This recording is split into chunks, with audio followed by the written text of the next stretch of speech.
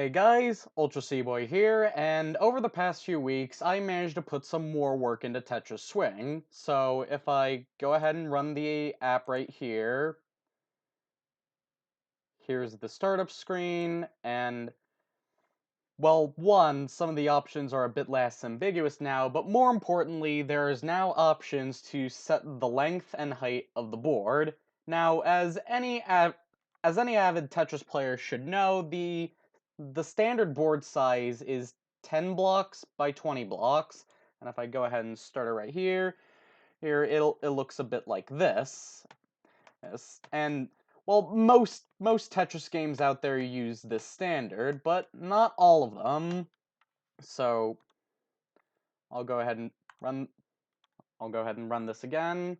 So before we look into these text boxes here, let's look at some of the presets. Now, well, I have the standard, of course, and I have a few basic ones like big mode, which halves the size of the board, essentially doubling the size of the pieces, and it looks like this. And as you can see, it works just fine. Like, no funky pieces going outside of the box or anything. It plays just as well. And then there's also double size, which doubles the dimensions of the board, and it looks a bit like this. Again, game works just fine. Nope. Nothing funky happening with the pieces or anything. And I can still clear lines just fine. And then I also have a few presets from other games, like Tetris Giant, for example. Now, Tetris Giant, aside from having controllers that are literally the size of a beach ball, it also has a non-standard board size of 6 by 7, and it looks a little bit like this. And again, showing that it's still really quite playable. And then one more I have is TAP Doubles, which is supposed to be Tetris the Grandmaster 2, the Absolute Plus Doubles mode, which is a game mode in Tetris, the Absolute Plus, where two people play on the same board.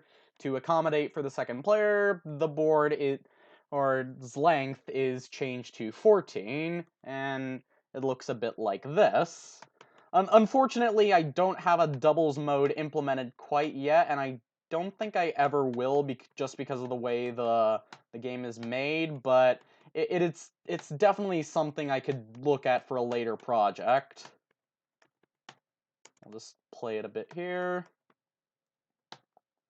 There you go, and then finally we can look at the custom board size. Now, we can use these text boxes here to set the dimensions of the board to pretty much anything we want.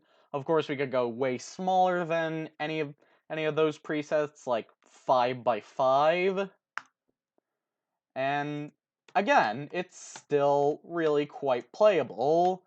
I mean, about as playable as 5 by 5 can get. I mean, because I don't have wall kicks in quite yet, sometimes if you get a certain piece, you can get screwed, but I mean, aside from that, it plays just fine. And then, of course, you can also go way bigger than that. Like, I don't know, let's push the game to its limit. Let's try 40 by 80, and, well, let's see if this works. And there you go! This is a 40 by 80 board. Now, of course, in order to make the board fit within the graphical user interface, I had to shrink the pieces down quite a bit. It's still playable. You do kind of have to lean forward to the screen in order to get a good vision of it, but yeah. Tetris for ants.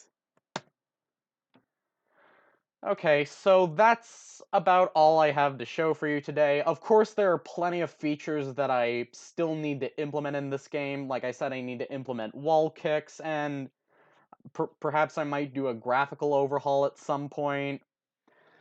There are just still a lot of little things I need to do. In any case, that's all I have for you today. If you like what you see here, please like, comment, subscribe. Any little thing you could do to help hmm, any little thing you can do to help encourage me to make more stuff like this. And yeah, thanks for watching.